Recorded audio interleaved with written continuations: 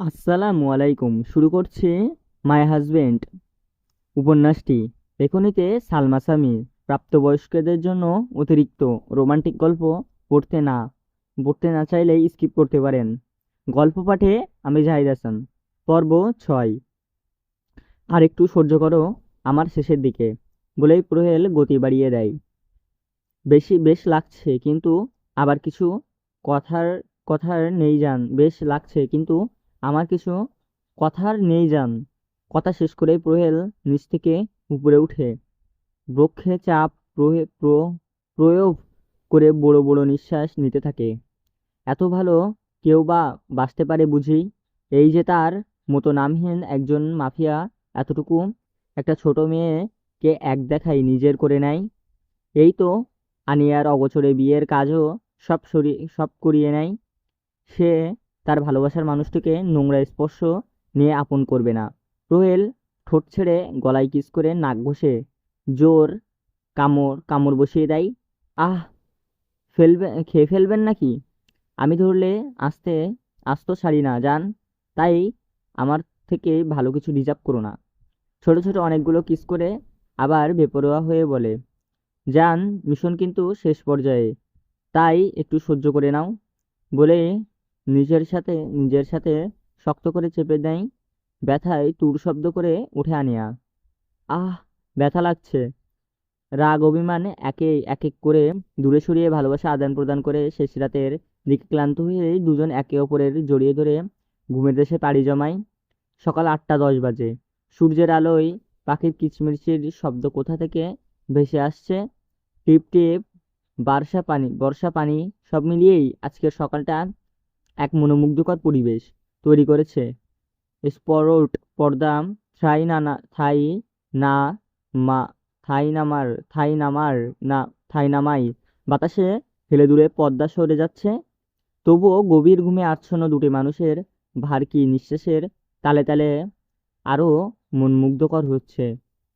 বিমানবন্দরের এই অসময়ে প্রাইভেট জেট ল্যান্ড করায় সব সবাই বেশ অবাক। জেট থেকে বেরিয়ে আসে একজন লোক, দেখতে সুধ- সুদর্শন। বোটে চোখে কালো সানগ্লাস, বাংলাদেশি বলে চলে বা না বললেও চলে লোকটিকে। এয়ারপোর্টের বাইরে আসছে একটা কালো গাড়িতে আসতেই উঠে পড়ে লোকটি। কাউকে কল দিতে কাউকে কল দিতে এতটুকু বলে, সব রেডি, বলেই গড়গড় করে কলটি বিচ্ছিন্ন করে দেয়। আনেয়ার আজকে ঘুম থেকে উঠতে একটু লেট হয়ে গেছে। হবেই বা না কেন, এই লোকটার সাথে যে কয়দিন আছে, একদিন ভালো করে ঘুমাতে পারে নাই। আর মোড়া দিয়ে উঠে বসে আনেয়ার পাশ থেকে প্রহেল কালো টি শার্ট সাদা সাদা শার্টটা পরেই বের হতে নিচে নেমে দাঁড়ায়। খট করে ওয়াশরুমের দরজা খুলে বেরিয়ে আসে রোহেল।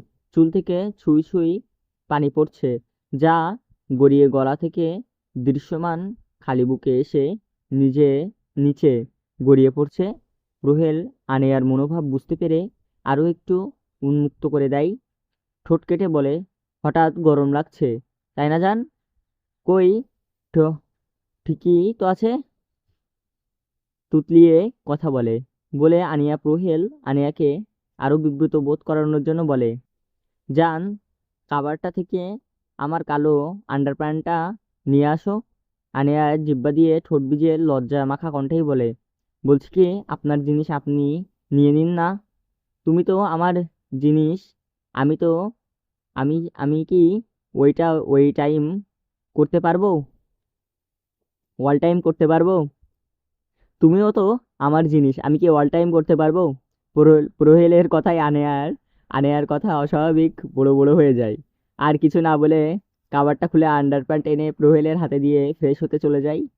ফোনের ভাইব্রেশন কেঁপে ওঠা ফোনের স্ক্রিনে ভেসে ওঠা নামটা দেখে রহস্যময় হাসি দিয়ে বারান্দায় চলে যায়। স্যার, রনি বিডিতে ফিরছে। ফোনের ওপাশ থেকে লোকটার কথায় প্রহেল রহস্য নিয়ে হাসি দিয়ে বলে, মাছ মাছ চাইছে পানি, আর না চাইতেও হাজির রনির।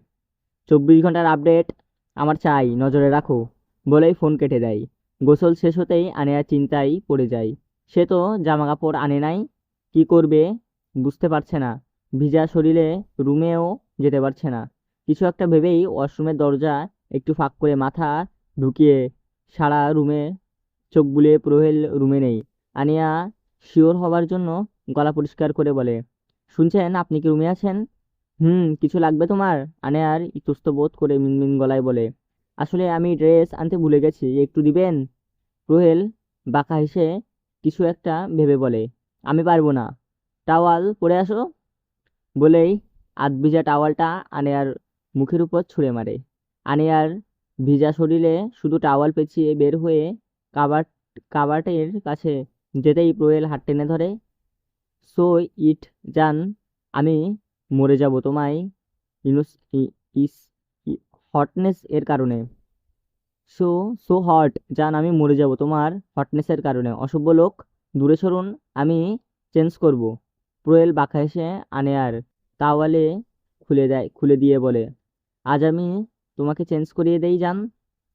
বলেই শরীরে বিন্দু বিন্দু পানির কণাগুলো নিজের শুষ্ক অধর দিয়ে নিজের মাঝে প্রাণ করছে। সরুন, ঠান্ডা লাগছে আমার। আমি আছি তোমার গরম করার জন্য। বেহায়া পুরুষ, রুম থেকে যান, আমি চেঞ্জ করব। আমার সামনে করো যান। কি, আমি আপনার সামনে কাপড় পরবো?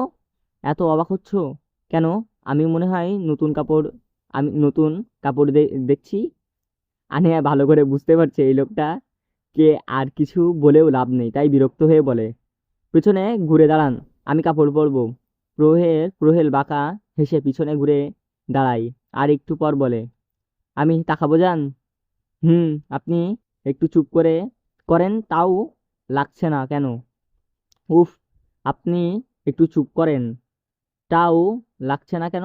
প্রহেল আনিয়ার দিকে ফিরে এগিয়ে এসে আনিয়ার হাতের উপরে হাত রেখে লাগানোর জন্য বিড়া একটু টেনে ধরতেই আনিয়া কেঁপে উঠে। আমি পারবো, আপনি যান। তা বললে তো হয় না যান। তোমার মনে হচ্ছে না প্রোডাক্টটায় একটু বেড়েছে? মানে কিসের প্রোডাক্ট? তোমার আগে কত সাইজ ছিল? এখন 32 থেকে 36। মানতে হবে, আমার হাতে জাদু আছে। রাত দিন কাবাডি কাবাডি করলে তো বড় হবে। ইস কি প্রো প্রবীল প্রো বিএ বানি বানি বানিহি। এবার থেকে প্রোডাক্ট মান আরো ভালো হবে। দূরে সরুন, আমি ধরতে দিব না। খাবো তো আমি, তাই নিজ হাতে বানাচ্ছে। প্রলোভ, ভালো মানের পরিষ্কার দুধ পাওয়া যাবে। অসভ্য ঠোঁটকাটা পুরুষ, মুখে লাগাম টানুন। আনেয়ারের কথায় হেসে প্রহেল হেসে চোখ মারে। আম্মু আপু কবে আসবে? আমি আপুর কাছে যাব। চলবে।